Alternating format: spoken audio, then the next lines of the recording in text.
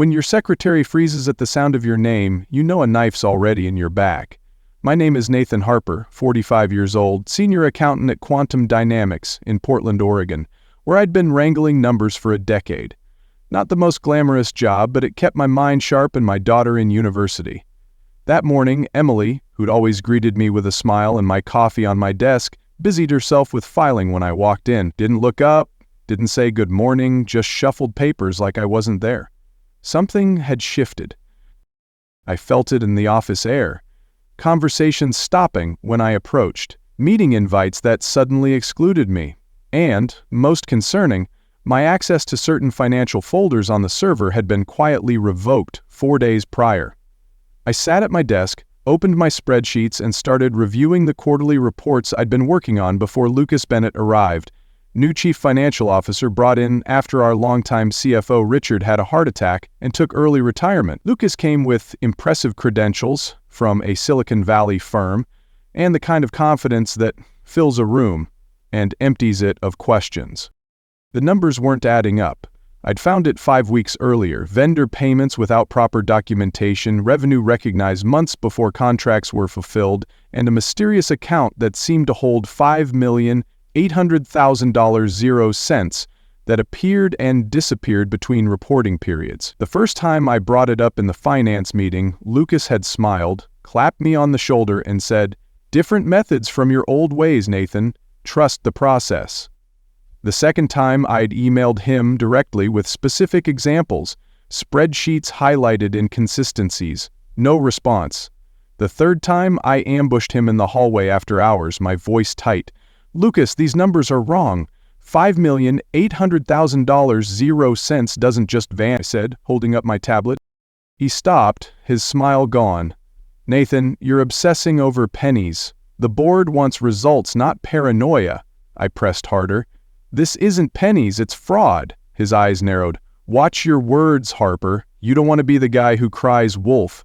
The fourth time, 3 days ago, I'd caught him alone in the break room. "I need to discuss these discrepancies," I said, keeping my voice low. "The Q3 reporting is showing—" "Nathan," he cut me off, stirring his coffee. "You're the old guard here. I respect that, but we're modernizing our approach. Board wants growth metrics. Think big picture." I hadn't slept well after that. 22 years in accounting had taught me that when someone tells you to ignore the details and think big picture about financial reporting, something's usually wrong. As I scrolled through the latest files I still had access to, an email notification appeared from Human Resources. Subject: Meeting request 3:00 p.m. today. I closed my laptop, took a sip of the coffee I'd bought myself on the way in, and started organizing my desk. I already knew what was coming. Before heading to HR, I slipped into Emily's cubicle. "What's going on?" I whispered. She glanced around, nervous. "Nathan, they're watching you. Lucas told me to report if you ask questions." I didn't want to, but her voice broke. "I'm sorry." My stomach twisted. Even Emily was part of their game. I'd joined Quantum Dynamics back when we were just 40 people in a converted warehouse before we went public. Before the Portland tech boom. Now we had 350 employees, a gleaming downtown office, and institutional investors who expected consistent growth every quarter. My wife Sophia used to joke that I was married to my spreadsheets. "You see stories and numbers," she'd say, "not wrong." I could spot patterns, inconsistencies, the places where human nature leaked into supposedly objective data. That attention to detail had earned me Richard's trust. He'd called me his detector. Companies need at least one person who can't be charmed or intimidated out of seeing what's there. He'd told me over beers after we'd caught an attempt by the sales team to book revenue that hadn't actually closed. I thought about my brother-in-law Michael, Sophia's younger brother, who'd gone the government route instead of private sector. He worked for the Securities and Exchange Commission in their enforcement division. We weren't particularly close, but we respected each other, had decent conversations at family gatherings about regulatory issues and financial enforcement cases in the news. Last Christmas, while everyone else was watching football, we'd ended up talking on the back porch about a corporate fraud case that had made headlines. By the time we get involved, it's usually been happening for months, sometimes years, Michael had said. Most frauds get caught because someone on the inside realizes what's happening and speaks up. Whistleblowers? I'd said. Just people with a conscience and eyes to see, he'd corrected. The ones who can't pretend they don't notice. The memory faded as I checked my watch. 2:45 p.m. Almost time for my meeting with HR. On my way, I overheard two colleagues whispering in the stairwell. "Lucas said Harper's done," one said.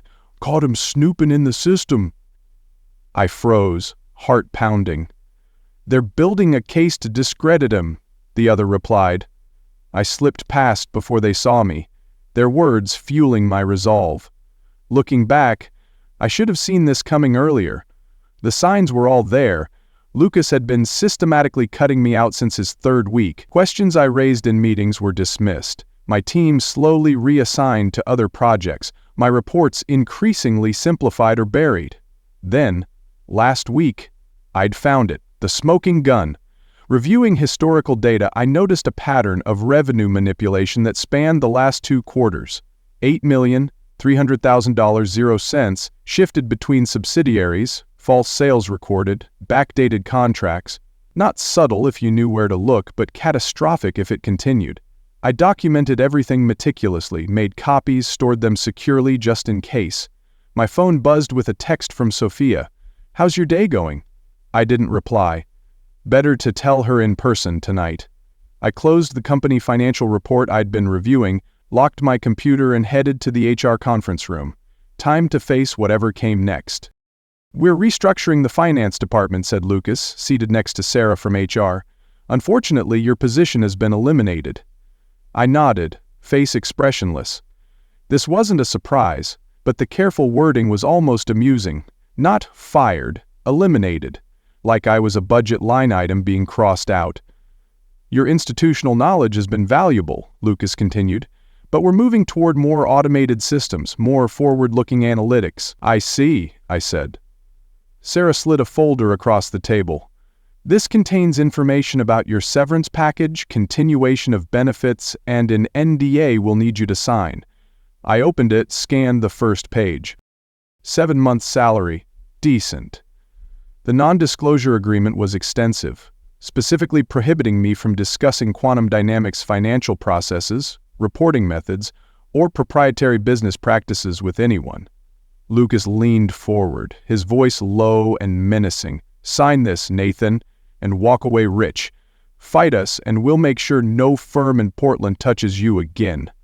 I met his gaze, unflinching. "You're awfully confident for someone juggling fake numbers." His jaw twitched, but he said nothing. "Take your time reading it," Sarah said. "We don't need an answer today. And of course," Lucas added with a tight smile, "we'd appreciate discretion about our conversation here for the sake of team morale." I closed the folder. "I'll need to review this with my lawyer." Something flickered across Lucas's face. Annoyance, maybe concern? He hadn't expected pushback, not even this mild. "Of course," Sarah interjected smoothly. "Standard procedure. In the meantime, we'll need to begin the off-boarding process today." As I stood, Lucas grabbed my arm, his grip tight. "Don't test me, Harper. You have no idea how deep this goes." I pulled free, staring him down. "I know enough." 30 minutes later, I was escorted to my desk by security, a cardboard box for personal items, email access already disabled, building access card collected. A few colleagues watched from their desks, expressions ranging from embarrassment to relief it wasn't them.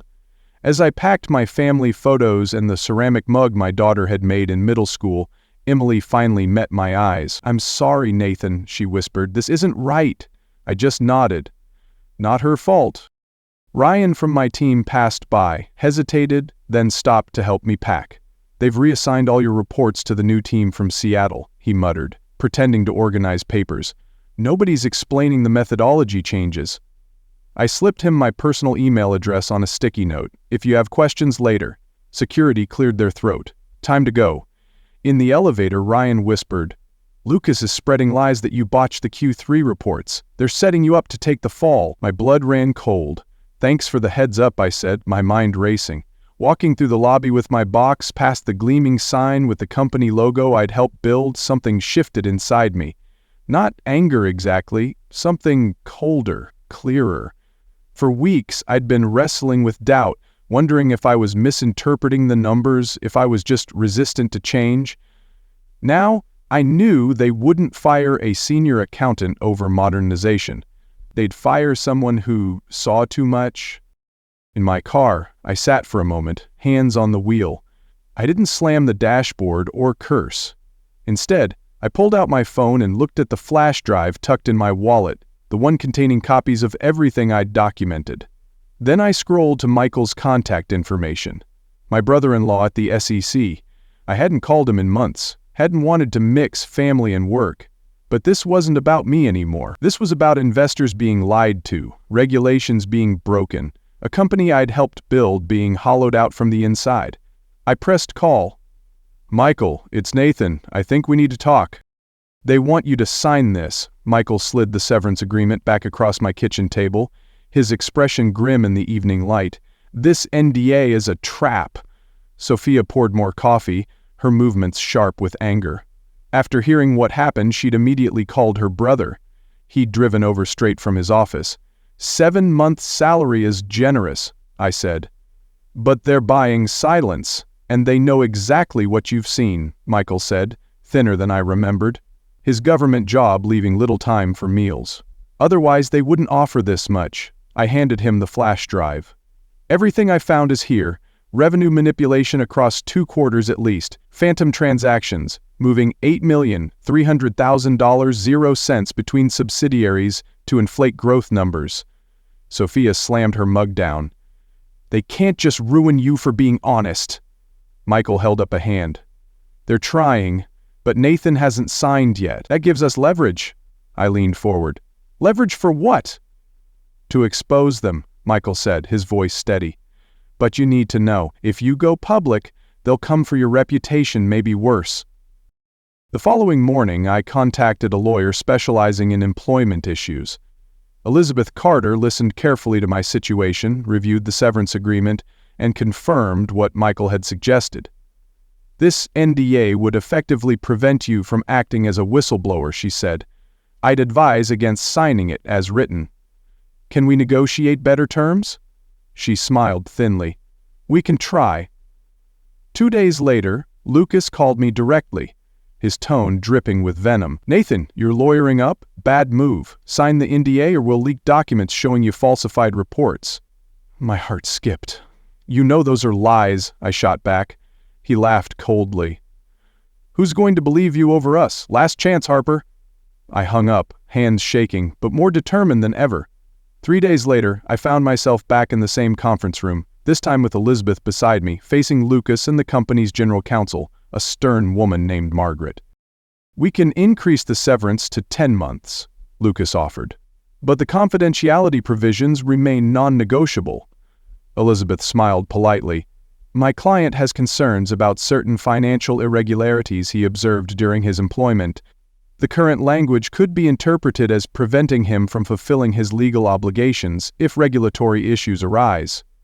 Margaret's eyes narrowed. "Are you suggesting Mr. Harper intends to make allegations against Quantum Dynamics?"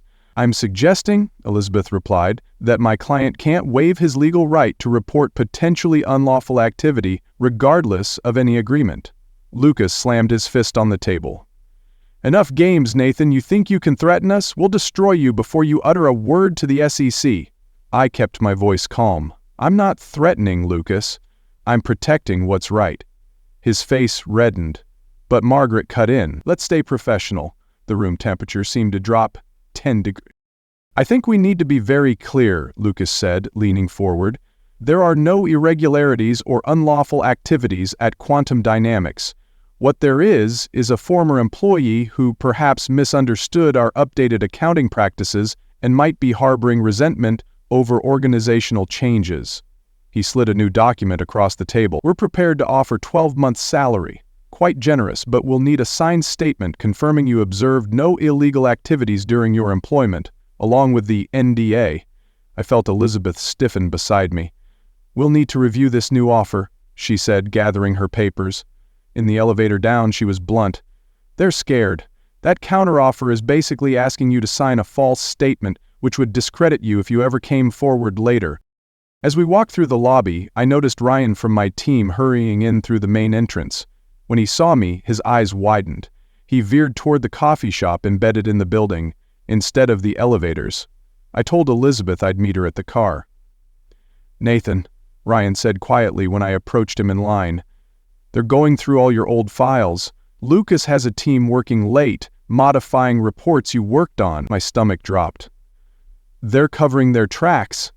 He nodded, pale. "And they just announced an all-hands tomorrow about exciting Q3 projections. The numbers they're showing—" He shook his head. "They're not real, we both know it." I grabbed his shoulder. "Why risk telling me this?" He swallowed hard. "Because they're saying you fabricated data.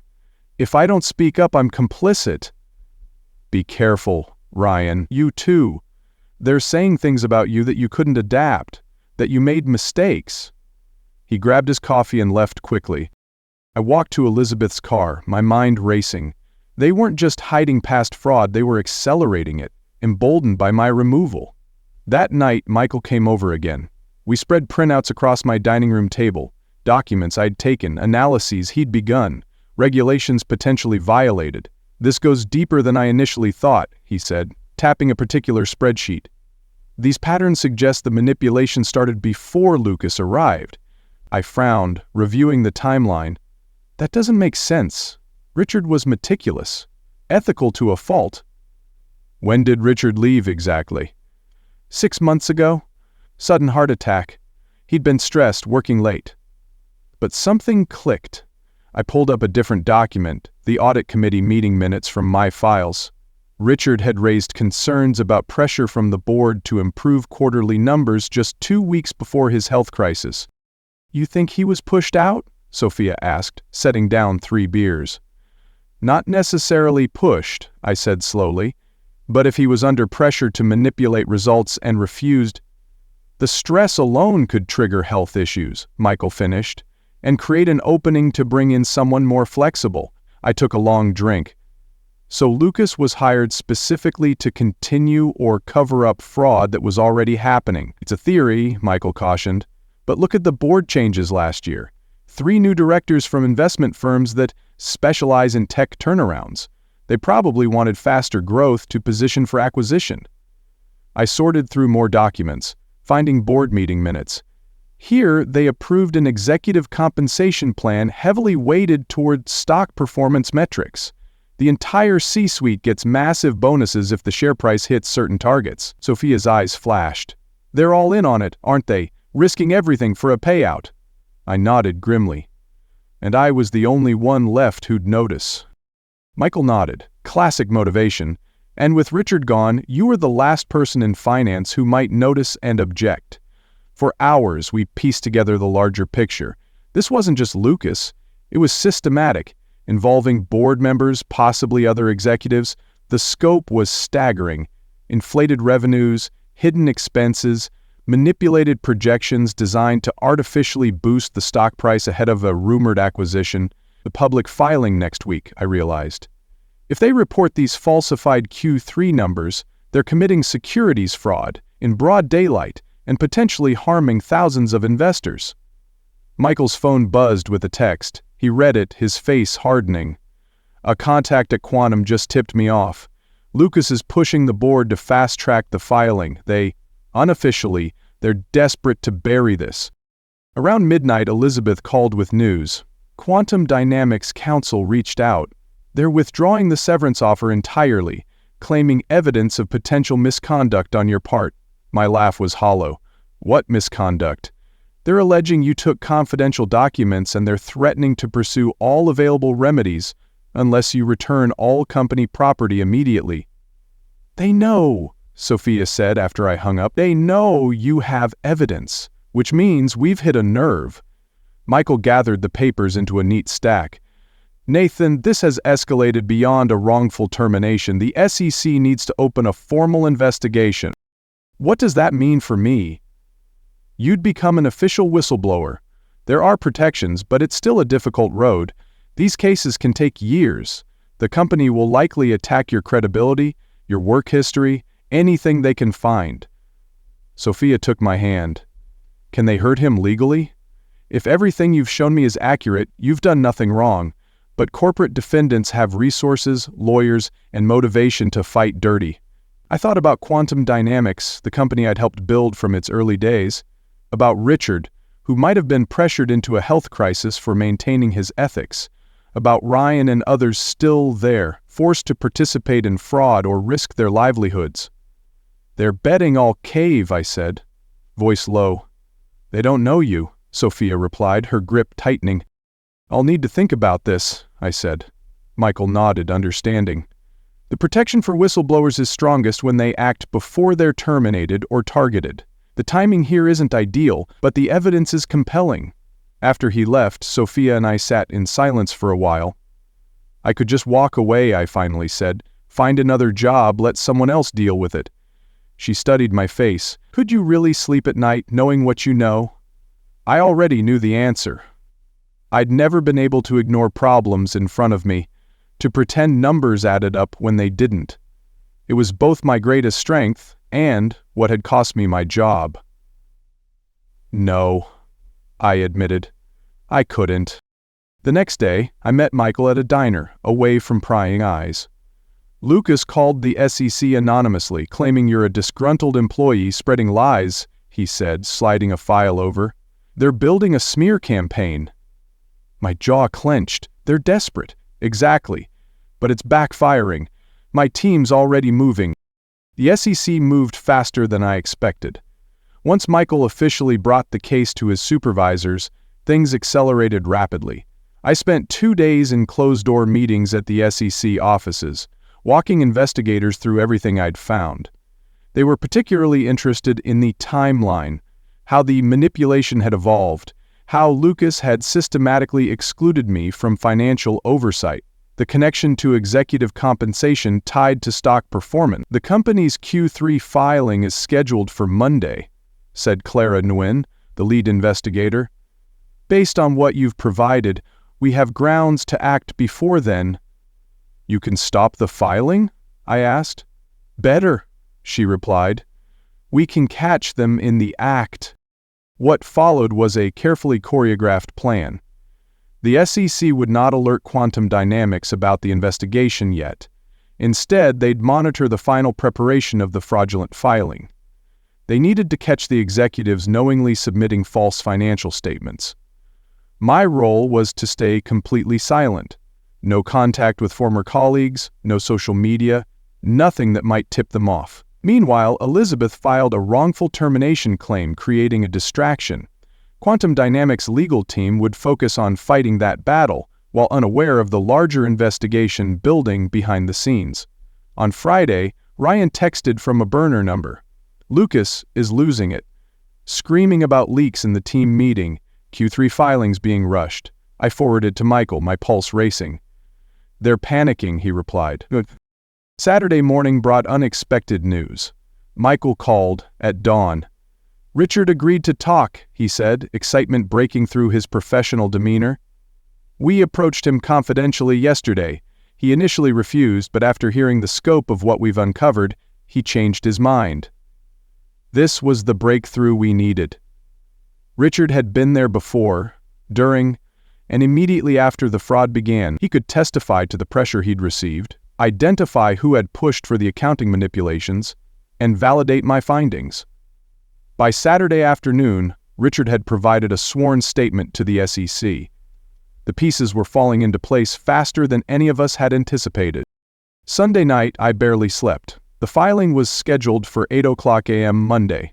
Sophia found me at the kitchen table at 5:00 a.m. staring at my phone. Whatever happens, she said, squeezing my shoulder, you did the right thing. Michael texted at 6:30 a.m. Teams in position. Stay by your phone.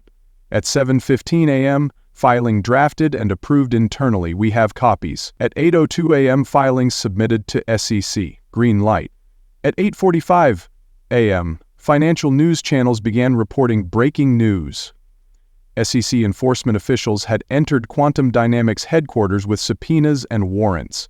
By 9:30 a.m., trading of Quantum Dynamics stock was halted.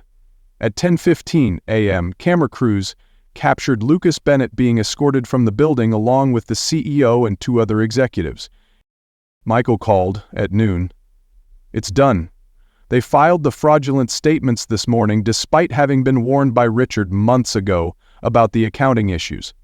We have emails proving they knew the numbers were false, and we found evidence they were planning to announce an acquisition next week, timed perfectly to cash in their stock options at the inflated price." I felt a chill as he added, "Lucas tried to pin it all on you, claimed you doctored the books, but your evidence was airtight. He's finished." I felt oddly hollow watching the news coverage. The company I'd given a decade to was now a breaking scandal. Former colleagues would face uncertainty, the stock would plummet, reputations would be destroyed. Was there any other way this was forbidden? For the whistleblower who exposed the Quantum Dynamics fraud, any comment on today's guilty pleas? I shook my head and kept walking. This wasn't about publicity or vindication. That evening, I received an email from Quantum Dynamics' new interim CEO, a respected financial restructuring specialist brought in by the board's remaining members. The board would like to extend a formal apology for your termination and the subsequent attempts to discredit you. Your commitment to financial integrity ultimately saved this company from even greater harm. We would welcome a conversation about your potential return in a senior oversight capacity as we rebuild trust with investors and employees. I showed the email to Sophia. "Are you considering it?" she asked. I closed the laptop. No. Some bridges, once burned, shouldn't be rebuilt.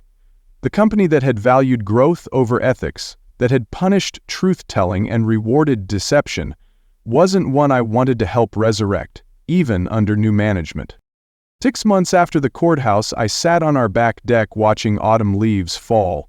My phone buzzed with a text from Michael. Final settlement announced. $75 million, 0 cents penalty. Defrauded investors getting 95 cents on the dollar. Not bad. I set the phone down and returned to the papers spread before me.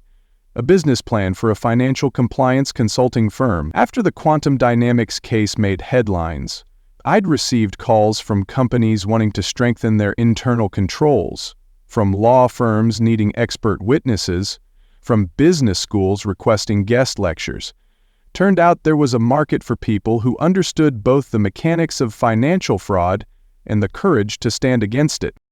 "Richard's on the phone," Sophia called from inside. "Says he has news."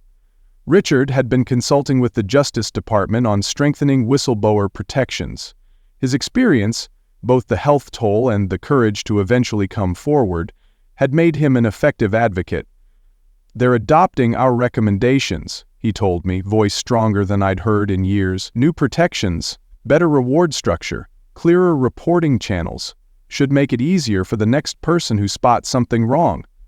"That's good," I said, meaning it. "That's really good." After we hung up, I made a few final notes on my business plan. The whistleblower award I'd received had given us financial security, but this new venture wasn't about money.